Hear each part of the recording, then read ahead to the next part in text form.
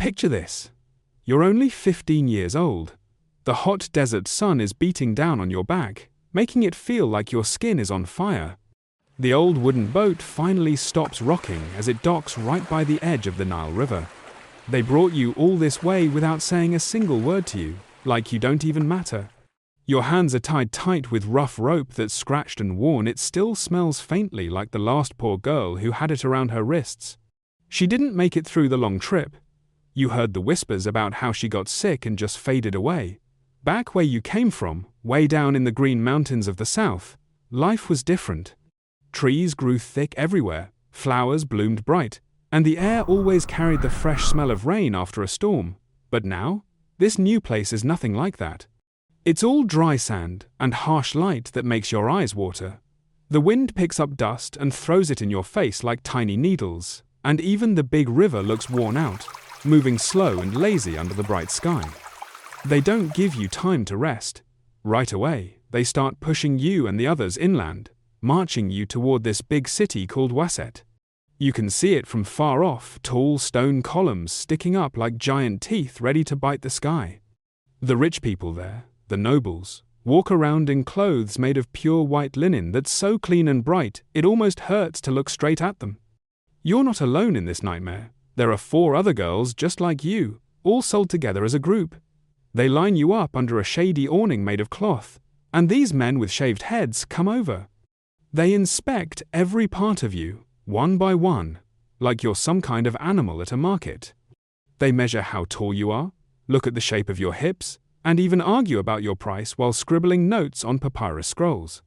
It's humiliating. They make you strip off your clothes right there in front of strangers. The sun's heat presses down on your bare skin like an extra heavy blanket you can't shake off. Then a tough-looking woman steps in. She scrubs your body hard with a rough cloth that scratches, rubs shiny oil all along your back and arms to make you look better, and sprinkles crushed flour powder over your chest. Now you're not you anymore. You're just something pretty on display, ready to be bought. They never talk right to you, only about you, like you're not even hearing them. This one looks good for the private quarters, the steward guy says with a nod. And just like that, your first night in this place is spent in a small side room next to the master's big bath area. They lay out the rules clear and cold. Don't speak unless someone tells you to. Don't eat anything without permission. You're not allowed to be seen outside the house walls.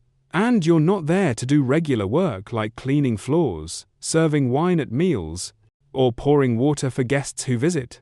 No, your only place is right beside his bed. Whenever he wants, they give you a new name, Hemter. From now on, what you think or feel, it doesn't count for anything. Now imagine you're 17. You've been here long enough to learn some tricks for surviving, like how to put on a smile that looks real, even when your heart is empty inside. You walk through the long halls of the house like a quiet shadow, always silent, always smelling of sweet perfumes they make you wear, and basically invisible unless someone calls for you. Your master, the man who owns everything here, he's no ordinary guy. He's a nobleman with some distant family ties to the pharaoh himself, the king of all Egypt. He's got enough money to have fancy things, not just 1, but 2 pleasure slaves like you, and a whole room full of books and scrolls that only the rich can afford. His wife? She's beautiful on the outside, with perfect makeup and jewelry, but inside she's cruel, always watching you with sharp eyes like she's waiting for you to slip up. During the big banquets they throw, with tables full of food and guests laughing, you have to serve things like sweet dates or pour glasses of wine. But she pretends you're not even in the room, like you're a ghost. Still, you notice how her knuckles turn white, gripping whatever she's holding, every time he looks at you for too long. She never says a word about it though, because she knows she can't. He owns you completely, and you're part of the whole household setup, not something that touches their marriage vows. Sometimes, in quiet moments like during family prayers to the gods, he reaches out and touches your arm lightly, or when no one's looking, he slides his hand along your back, sending chills. Then comes that one evening that changes things. He doesn't even say it out loud, just gives you a small nod from across the room. You know what it means. You walk over, drop to your knees in front of him, and do exactly what he expects. His linen robe feels soft against your skin and smells strongly of papyrus paper and the sticky resin they burn in temples. His hands are smooth, not rough like a worker's, and the words he whispers sound like he's said them 100 times before, all practiced and empty. When it's all over, he presses a single seed from a pomegranate into your hand and says, "The gods are pleased with this." You nod your head like you're supposed to, but deep down, you don't get it. Which god out there would really want something like this to happen? Time passes a few weeks, maybe more. You start feeling sick every morning, like your stomach is twisting up. One day, you're carrying a tray of dishes, and it slips right out of your hands. It crashes to the floor, but you barely hear the noise over the fog in your head. The housemaid, an older woman who's been kind in small ways, notices right away. She comes over quietly, presses her warm hand against your belly, and whispers, "Don't be afraid, little one. This could be the thing that saves you." You look at her confused and ask what she means by that, but she just shakes her head and says, "Pray hard that he wants to keep it." That's all.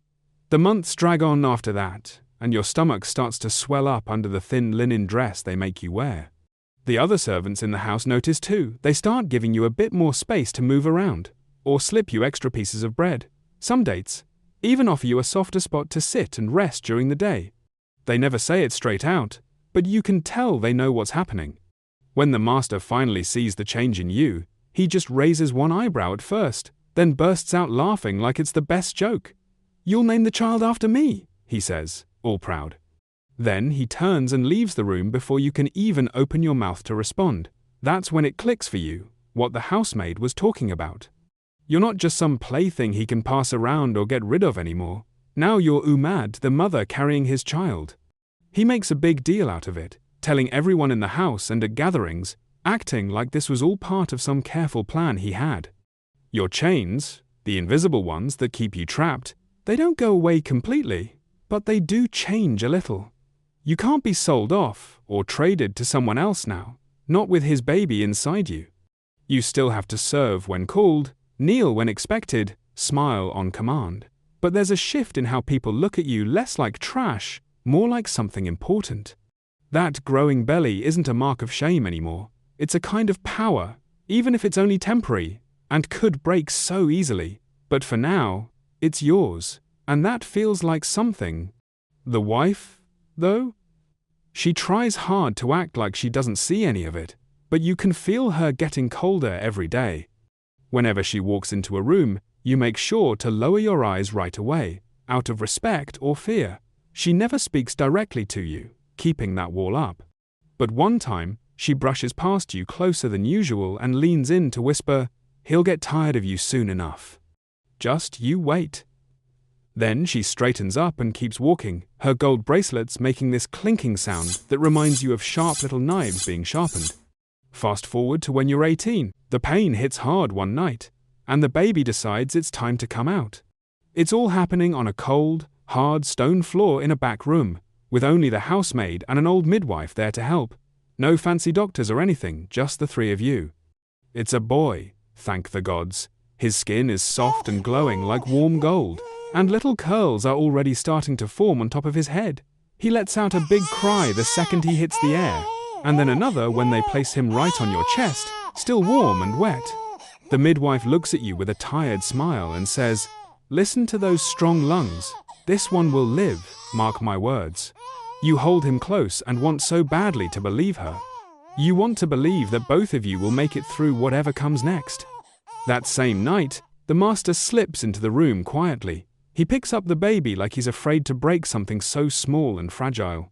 "A son," he says, his voice full of wonder. This is a good omen from the gods. He stays for a bit, then leaves before the sun even starts to rise, but the smell of his perfume hangs in the air on the linen sheets. After that, they move you to a new spot, a small room way in the back of the big estate, right next to the noisy kitchens. It's hot in there from the fires, and not much space, but hey, it's yours, no sharing. The housemaid sticks around to help you get better, showing you simple things like how to wrap cloth tight around your belly to help it heal, how to nurse the baby without it hurting too much. and tricks to keep him from crying loud when the mistress is close by and might get mad. She keeps saying, "Stay useful around here, girl. That's what will keep you safe."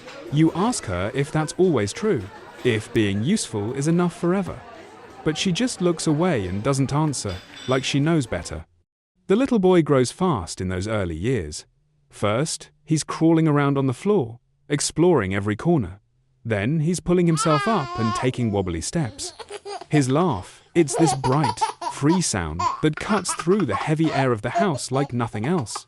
But even with all that joy, you never let yourself forget the truth. You're still property, owned like a chair or a pot. Every single day you wake up is just one breath away from some punishment coming down, one heartbeat from losing everything. If the master changes his mind about you, if the wife finally says something poisonous to him, if luck just turns bad like a wind shifting direction, poof, your thin protection is gone. Then what? Just a child left with no real name, no place, and a woman like you with no rights at all in this world. Now you're 21, and life has settled into a routine, but not an easy one. Your son is full of energy, running wild through the big gardens like he owns every inch of the land. The guards at the gates don't bother stopping him, they just watch with grins, and the other servants smile and wave as he dashes past. He's your boy, through and through, but he's also his father's son, and in this place, that means a lot. It gives him a kind of shield. He gets to eat fancy things like honey cakes served on shiny silver plates, wear clothes dyed in bright saffron yellow, and sleep with special carved amulets around his neck to keep away evil spirits or bad dreams. You're usually off in the corner of the courtyard, holding a big basket full of dirty laundry, just watching him from afar. He chases after colorful dragonflies that flutter under the shady date palm trees, laughing the whole time. The master makes time to see him pretty often, playing or talking, but with you, it's different now. He just gives a quick nod when you bow low in respect. He doesn't touch you anymore. Hasn't since the mistress suddenly got all religious and started demanding new rules about boundaries in the house. Part of you thinks you should feel relieved no more of that forced closeness. But the new silence? It stings like its own kind of punishment, making you feel even more alone. So you stick to the shadows, doing quiet work like washing the clothes of the very woman who whispers that you're nothing but a big mistake. At night, when everything quiets down, your son climbs into your lap, all warm and tired. He looks up and asks in his small voice, "Mum, why don't the other kids want to play with me?" You force a smile and say, "Oh, they're just jealous of how special you are." But you don't tell him the real reason, the hard truth. He's stuck in the middle, not fully a slave like you, but not fully free like the noble children either. He doesn't fit anywhere clean. And as you hold him, you can't help wondering if one day, when he understands, he'll turn around and hate you for bringing him into this mess. By the time you're 25, you've gotten smart about surviving in this house. You know exactly how to avoid catching the mistress's eye. Stick to the back stairs that servants use, keep your voice down to a whisper, always move quiet and careful. You've taught your son the same lessons. No running around inside where it echoes, no singing songs too loud that might annoy her, and never, ever look her straight in the eyes. It works okay for a while, keeps things calm, but nothing lasts forever. One morning, he's playing with a stick, like boys do, and he accidentally bumps into her favorite vase. It topples over and shatters on the floor with a loud crash. She screams like the world is ending. Your son freezes in place, eyes wide with fear. You hear it from the next room and rush in way too fast, grabbing him a bit too hard to pull him behind you, apologizing over and over in a rush. She stands there over both of you, shaking with pure rage, her face red. "He's wild, just like his worthless mother," she spits out. Her hand comes up, ready to slap hard. But before it lands, the steward steps in quick and grabs her arm, not because he's being kind, but because the master made it clear to everyone, the boy is his, and no one touches him without permission. You try to thank the steward with just a look in your eyes, full of gratitude, but he doesn't even glance back, just does his job and walks away. A few days later that week, the master sends for you. It's rare now, so your heart pounds as you go. He doesn't say anything at first, just stands there staring at your son, who's fast asleep on a simple mat in the corner of the room. Finally, he speaks. The boy will go to school starting soon. He'll learn the scribe's ways, how to read and write like a proper man. You nod your head, feeling a mix of thankfulness that swells up inside, but also this deep terror. School means putting him out there in the world. More people will see him, ask questions about where he comes from, keep records that could cause trouble. When the master finishes and turns to leave, he pats your shoulder once, like you're a dog who's done a good trick. You stay standing there long after the door clicks shut, your hands shaking all over. But it's not from fear this time. No, it's from something way more dangerous in a place like this. Real hope, flickering like a small flame. Now you're 30, and the whole house feels different, quieter, like it's holding its breath. The mistress barely talks above a whisper these days. Her health is going bad, getting weaker every week, and all her servants walk on tiptoes around her, scared that even the sound of footsteps might make things worse. Your son? He's grown so much, almost a young man now, even taller than you. In the evenings, he sits with the master and reads out loud from the scrolls, his voice strong and steady, fingers smudged with black ink from writing practice. He talks like one of the nobles, eats at the fancy table too. But when he spots you across the room, his face always softens up, like he's still your little boy. You're his mother, no matter what, even if the chains of being a slave still hold you down. But being Umad, the recognized mother of the master's claimed child, that gives you some ground. They can't sell you off anymore, no matter what. When you go to the market for errands, the women there look at you different, not with pity like before, not with mean sneers, but with something closer to fear or respect. Because look at you, you stayed in this hard life, you climbed a little higher, and you survived when others didn't. The master himself is getting old now. His walk is slow and careful, like each step hurts. His words come out sharper, more brittle, like dry sticks breaking. Then, one ordinary morning, a servant goes into his room and finds him lying cold on the floor right beside his bed, no breath, no life. The whole house stops, falls into this heavy stillness. There's wailing from the women, a big ceremony with priests and offerings to send his spirit on. And after all that, freedom comes not for everybody in the house, but for you. See, under the old laws of Egypt, a slave who gives birth to her master's child, and that child is officially recognized as his, she gets to become free when the master dies. That's the rule, written down clear. It's like an unspoken contract you never knew you had. You keep quiet, don't say a word, until the steward comes to you with the official papers in his hands. He reads them out, and there they are, the words you've waited your whole life to hear. You are no longer owned by anyone. Finally, you're 34. The gardens outside don't carry that old smell of fear anymore. They just smell like fresh earth and flowers. You still live in the same big house, but now your room is one with a sturdy door that you can lock from the inside whenever you want privacy. The linen clothes you wear? They're not a sign that marks you as property. They're just comfortable things you pick for yourself. Your name is written down in real records now, official ones, not just branded or whispered as part of your body. When you go to the busy market, your son walks right beside you, holding your arm not because some rule says he has to, but because he chooses to, out of love. Those same men who used to walk past you without a second glance, like you were invisible, now they stop and bow politely, some even asking if you need help carrying your basket of goods. The mistress?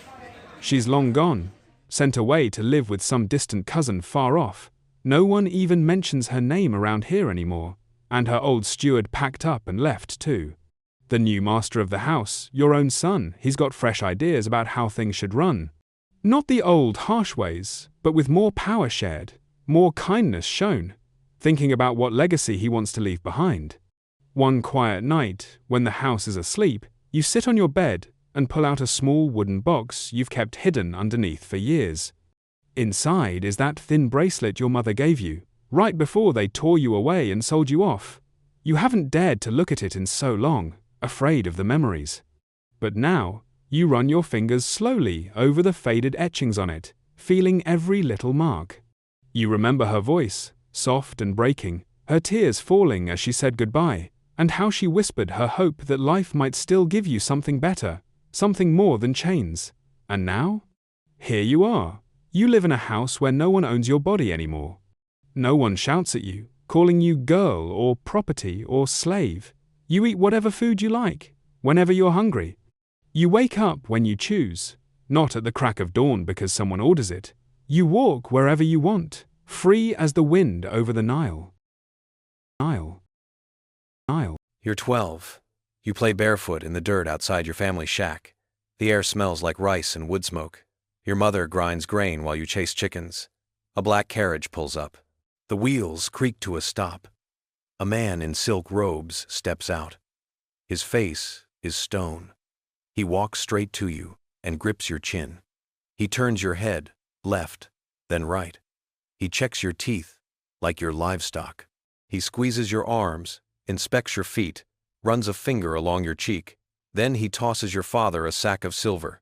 The coins clink heavy. Your mother screams. The man pulls you toward the carriage. You kick and twist, but his grip is iron. Your mother throws herself at him. He shoves her into the dirt. Your father stands there, the silver in his hands, not moving. Your mother's face blurs through dust and tears. The carriage door shuts. The world you knew ends before the wheels start turning. You're 13 when the journey ends. 3 days on rough roads. Your stomach empty. Your wrists rope burned. The sealed citadel gate rises before you, red as blood, taller than any building you've seen. Guards with spears stand like statues. The carriage stops and you're pulled out. Servants with cold eyes line you up with 20 other girls. Some cry. Some stare at nothing. You stand there shaking. They tell you to strip. All of you, you've never been naked in front of strangers. You stand shivering while they walk the line. They inspect every inch of your skin, your hair, your teeth, your feet. One girl is sent away for a crooked nose, another for scars on her back. They keep you. You're 14, and the foot binding begins. They bring you to a room with wooden benches. An old woman with gnarled hands sits you down. She wraps your feet in strips of cloth, pulling them so tight your bones creak. Then she bends your toes under your foot. The pain is white hot. You scream until your voice gives out. The other girls scream too. The sound fills the room like a chorus of the damned. For 3 weeks, you can barely stand. Every step feels like knives stabbing through your bones. Blood seeps through the bandages. The smell makes you gag. But slowly, your feet change shape. They curve like lotus flowers. Beautiful, they say. This is beauty. You learn to walk again, taking tiny steps, wobbling like a child. Girls who can't walk are sent away. You don't know where. You're 15, and the inner court swallows you whole. It's a maze of silk curtains and lacquered screens. Red pillars hold up painted ceilings. Gold dragons curl along the walls. But the beauty is a trap. Older concubines move through the halls like sharks. They watch you with hungry eyes. They're not your friends. They're your rivals. Every one of them wants the same thing, the sovereign lord's favor, and there's only one of him. Your first task is serving tea to a senior consort. She sits on silk cushions, her face painted white. You kneel and pour. Your hands shake. The tea splashes. She slaps you hard across the face. The sound echoes. Your cheek burns, but you don't cry. Crying gets you worse. She tells you to do it again. You pour with steady hands this time. You're 16, and the rules become clear. You wake before dawn when the palace is still dark. You scrub floors until your knees are raw. You carry water from the well until your arms shake. You serve the senior consorts, keeping your head bowed, your voice soft. One makes you kneel for 2 hours, holding a tea tray above your head. Your arms burn. Your shoulders scream. You don't drop it. Another locks you in a closet without food when you arrive 3 minutes late. The darkness is complete. You count your breaths to stay sane. When she finally lets you out, you thank her. That's the rule. Always thank them. The food is rice and thin soup. Never enough. Your stomach is always empty. always aching. But hunger sharpens you. It teaches you to move fast, to anticipate needs, to become invisible until you're needed. You're 17 and the other girls are just as desperate. There are 50 concubines competing for one man's attention. A girl named Yue spreads a rumor that you stole a jade comb from a noble's chambers. You didn't. But truth doesn't matter here. You're punished with a bamboo rod across your knuckles. 3 strikes. Your hands swell like melons. For a week you can barely hold a cup. But you keep working. You serve tea with swollen hands. You scrub floors on bleeding knees. Because stopping means you're worthless. And worthless girls disappear in the night. You see it happen. One day, a girl is here. The next day, her sleeping mat is empty. No one explains. No one asks. You're 18 when the sovereign lord first notices you. You're serving at a banquet in the great hall. Hundreds of candles flicker. The air smells like roasted meat and incense. You're dressed in borrowed silk that's too big, cinched tight with a sash. Your job is to pour wine for the nobles. Your hands shake as you move down the table. One man's hand brushes your wrist. He grins. His breath stinks of rice liquor. You don't flinch. You smile and move on. The matriarch sits at the high table. She's old, but her eyes are sharp as needles. She watches everything. You reach her cup and pour without spilling a single drop. She nods once. That's all. But you feel the weight of it. That night, a gong sounds, deep and heavy, like a death bell. A servant appears at your door. The sovereign lord is coming. You're carried to his chambers on a silk platform. 4 servants carry you through the maze of corridors. Your bound feet dangle uselessly. The doors open. The room is huge and dim. He sits on a raised platform. He's older than your father, his beard gray, his robes embroidered with dragons. You kneel. Your heart hammers so hard you can hear it. He tells you to come closer. His voice is soft, but there's steel underneath. You crawl forward. He touches your face, your hair. He tells you to please him or you'll wish you'd never been born. You do what you must. The night stretches on forever. When it's over, you're carried back to your quarters. You lie awake until dawn, staring at nothing. You're 19, and you're pregnant. Your stomach swells. The palace buzzes with whispers. A son could elevate you to consort status, but it also makes you a target. Another concubine, one with silver bracelets and a painted smile, starts watching you. She spreads rumors. She tells the other girls you're using dark magic, that you curse the sovereign lord's favorite horse, that you poison tea meant for the matriarch. None of it is true, but lies spread faster than truth here. You keep your head down. You stay in your quarters as much as possible. But one morning, servants come for you. They drag you to a courtyard. The matriarch waits there, her face like winter stone. She demands you prove your loyalty. A servant holds a whip. The leather is stained dark. You swear your innocence. Your voice is steady even though your legs shake. A younger servant steps forward. She's barely older than you. She says she saw everything. The silver bracelet girl bribed a guard to plant evidence.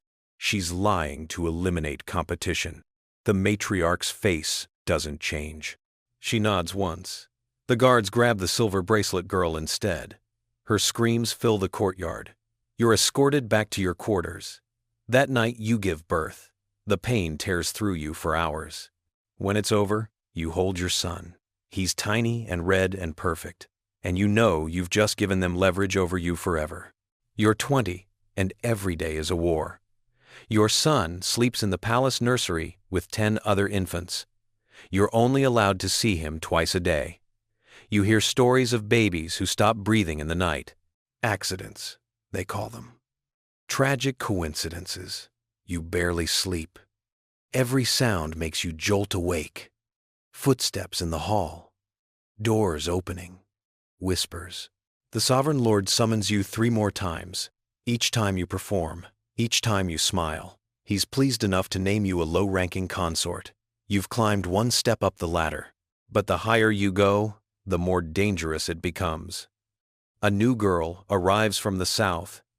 She's 14 and beautiful. Her skin is flawless. Her voice is like music. The Sovereign Lord's gaze shifts. You watch your power slip away like water through your fingers. You're 21, and plague comes to the palace. It starts in the outer courtyards, servants coughing, then collapsing.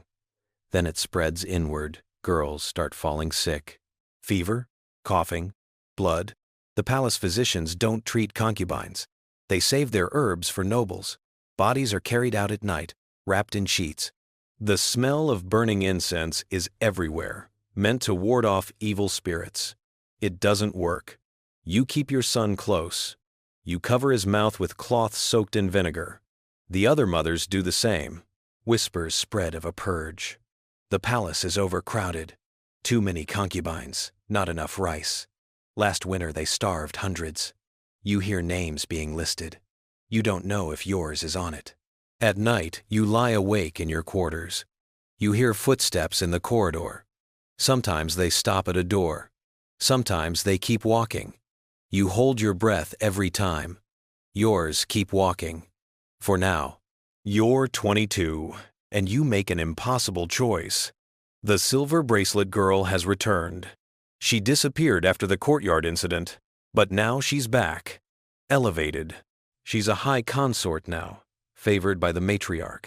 She accuses you of witchcraft. She says you cursed the Sovereign Lord's health. She says you practiced dark rituals at night. It's a death sentence. Guards come at dawn. They drag you from your bed. Your son screams from the nursery. They force you across the courtyards to an execution stone. The executioner stands there, his blade catching the morning light. They push you to your knees. The stone is cold. The matriarch appears. She tells you to confess. If you confess, you'll die, but your son might live. If you deny it, you both die.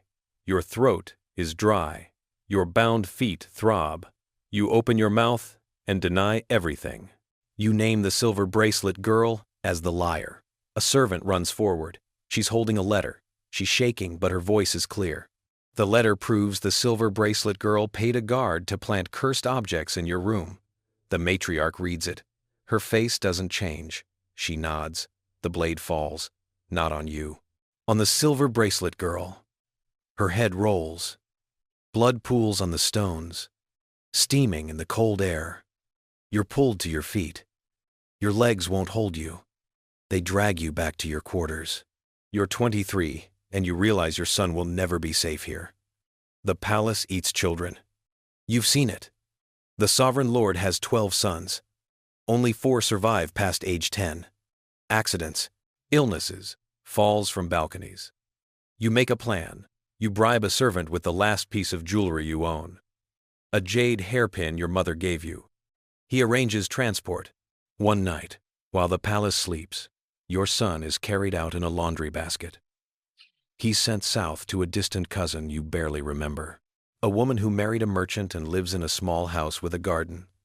You tell yourself it's temporary, that you'll see him again when it's safe. But you know the truth. You're giving him what the palace stole from you, a chance to live. After he's gone, your quarters feel like a tomb. The silk walls press closer. You can't breathe right. You're 24 and your body is breaking down. Your bound feet are infected. The bindings cut too deep years ago. Now the wounds won't heal. Pus seeps through the cloth. The smell is sweet and rotten. Your joints ache in the cold. Your back is bent from years of bowing. The plague left scars in your lungs. Every breath rattles. You cough blood into rags and hide them. The Sovereign Lord hasn't summoned you in months. A younger girl has his attention now. You hear her laughter echoing through the halls where yours once did. It doesn't hurt like you thought it would. You're too tired to feel much of anything. You're 25 and winter comes. It's the coldest you can remember. Snow falls for days. The palace gardens turn white. Your thin robes do nothing. You shiver constantly. Your cough gets worse. You taste copper every morning. The palace physicians finally see you, not because they care, because the matriarch orders it.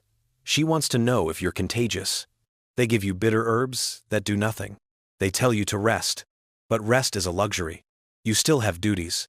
You teach the younger girls now. You show them how to pour tea without shaking, How to walk on bound feet without falling. How to smile when you want to scream. Some listen, others don't. You see the same hunger in their eyes that you had once, before everything burned out. You're 26 and you receive a letter. It's smuggled in by the servant you bribed years ago. Your son is alive. He's learning to read and write. He lives in a house with a garden. He's safe. He doesn't remember your face, but he knows your name. You read the letter until the paper falls apart. Then you burn it. Evidence is dangerous. But for one moment, you let yourself feel something other than numbness, relief, pride, love. It hurts worse than any punishment you've endured. You lie down on your mat that night, and you don't get up. You're 27 when you die. Your lungs give out on a gray morning. The palace is quiet. Mist hangs over the courtyards. You lie in a corner room far from the sovereign lord's chambers. No one important knows you're dying. A young concubine you trained months ago brings you water. She kneels beside your mat. You can barely see her. Your vision is clouding. You grip her hand. You tell her one last thing. Survive, whatever it costs, whatever you have to do. Survive. She nods. Her eyes are wet. She leaves. You close your eyes. You think about your mother's face, blurred by dust and tears. Your son's letter, the characters written in careful strokes. The girls you taught. The ones who might make it because you showed them how. You weren't a legend. You weren't a hero. You were just a girl sold for silver who refused to break. Your last breath comes quietly. No ceremony, no announcement. By evening, another girl sleeps on your mat. The palace moves on. It always does. But your son is alive. In a southern province, in a small house with a garden, a boy practices his characters. He writes the symbol for mother over and over. He doesn't know why. Something pulls at the edge of his memory. Something warm. Something that feels like safety. You survived the palace, and in surviving, you won. It's Christmas Eve, 1387. You're 14 years old, standing in a crowded tavern in Southwark. Just across the bridge from London, your feet ache, your dress smells like spilled ale, sweat, smoke. You've been working since dawn. It's almost midnight now. A drunk merchant grabs your waist. Again, you twist away. Smile like you're supposed to. He laughs, slaps your backside. His friends cheer. You keep moving, keep smiling, keep working. This is your life now. Let's go back. You're born in 1373 in a village called Bramley. Your father is a kotar, the lowest of the low. No land, no prospects. Your mother dies. When you're 6, childbed fever. Your father doesn't cope well. By 8, you're doing all the housework, cooking, cleaning, hauling water, spinning wool, until your fingers bleed. Your father drinks what little money you have. At 10, the crops fail. Your father sells everything to pay the Lord's dues. It's not enough. He still owes 3 shillings. One night, a man comes from London, looking for girls, for taverns, for kitchens, cheap labor, disposable people. Your father makes a deal. The man pays 2 shillings, takes you in exchange. You're 11 years old. Your father doesn't watch you leave. The journey to London takes 3 days. You walk the whole way. The man ties a rope around your ankle at night so you can't run away. You arrive in Southwark, the south bank of the Thames, where London keeps its sin. The brothels, the taverns, the theaters.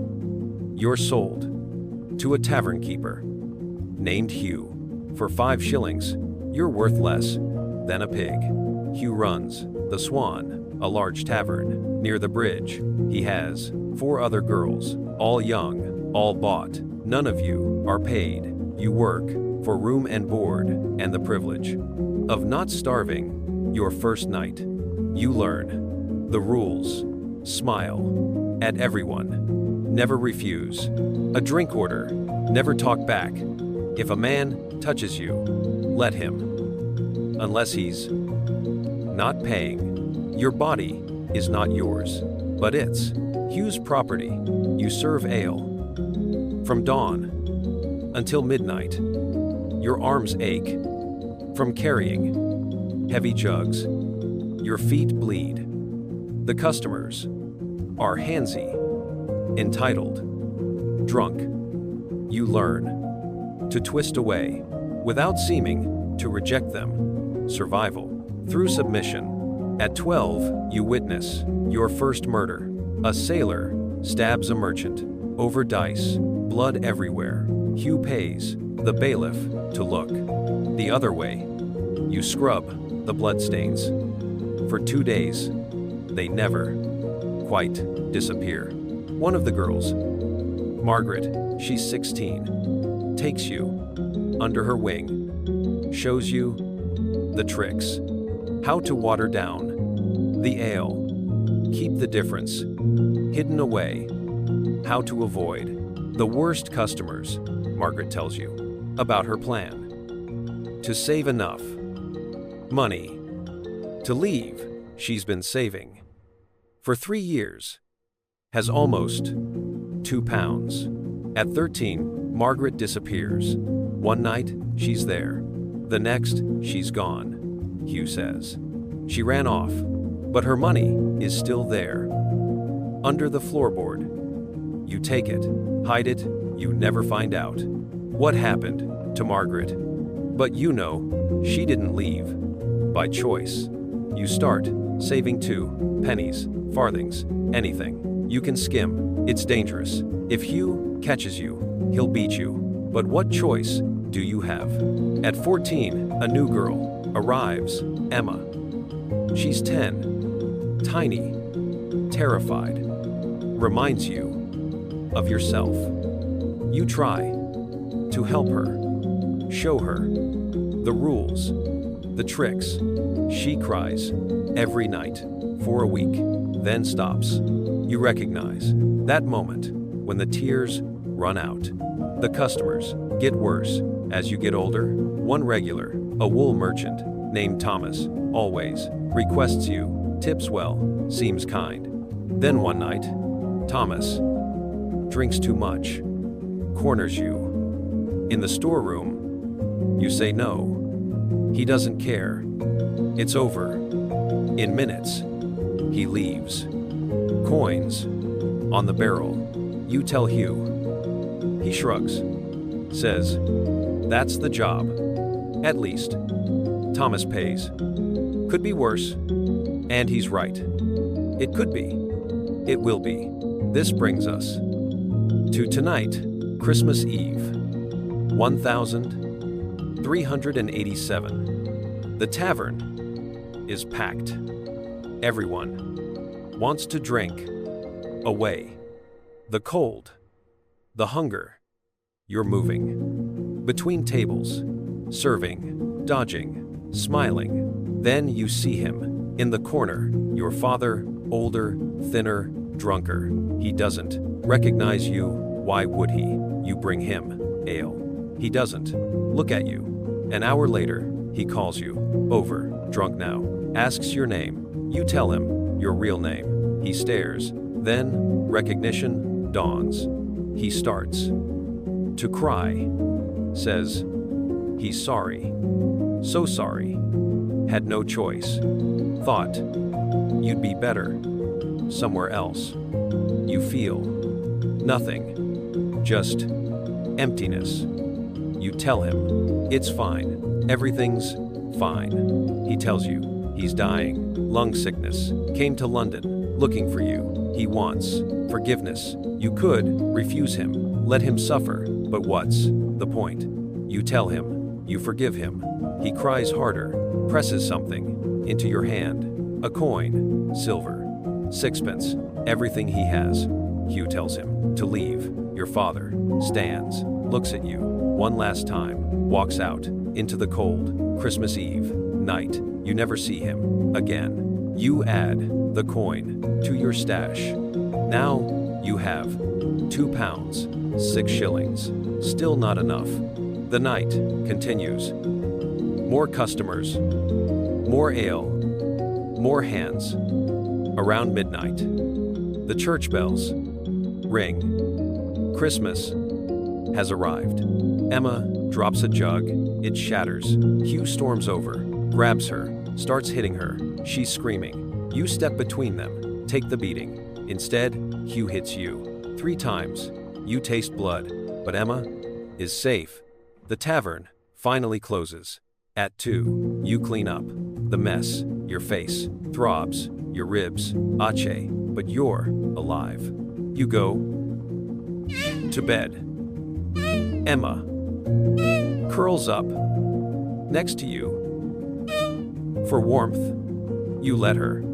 The cycle continues. You lie awake, thinking about your father, about Margaret, about all the girls who came before, all the girls who'll come after. This tavern is a machine that eats young girls, spits out broken women, but you have £2, 6 shillings hidden away. You make a promise to yourself, to Emma, to Margaret's memory. You'll get out somehow, someday. 5 years pass. You're 19 now. Your stash has grown. £3, 12 shillings. Almost enough. Then Hugh dies. His wife takes over. She's worse. She finds your hiding spot, takes everything. 5 years of saving gone. You start over again, but you're older now, slower. The customers prefer younger girls. Your value dropping.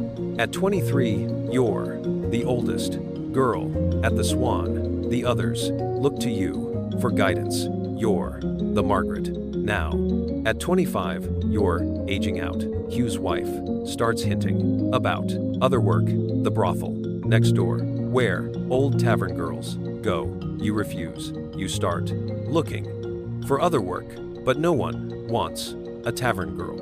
At 28, you meet John, a baker, widower, with 2 children. He's kind, tired, looking for a wife. Not for love, just help. It's practical. He doesn't care about your past. You marry. You leave the Swan after 17 years. Hugh's wife already has your replacement, a girl from Essex, 11 years old. Terrified, you walk away. Don't look back. You start your new life as a baker's wife. Long hours, hot ovens, but it's yours. Your husband never hits you, never forces you. It's strange. At first, this kindness. At 30, you give birth to a daughter. Healthy, perfect, yours. You name her Margaret. For the first time in your life, you have something that's truly yours. Your daughter grows up in a bakery with enough to eat, a father who's present, a mother who's free. You teach her everything about survival, about strength, but also things you never learned. How to read, how to say no and mean it. At 35, you're walking past the Swan with Margaret. A girl stumbles out, bruised, bleeding. Your daughter asks, "What's wrong?" You tell her she's lost, that sometimes people get lost in bad places. At 40, you hear the Swan burned down. 3 girls died, trapped inside. You go to the ruins.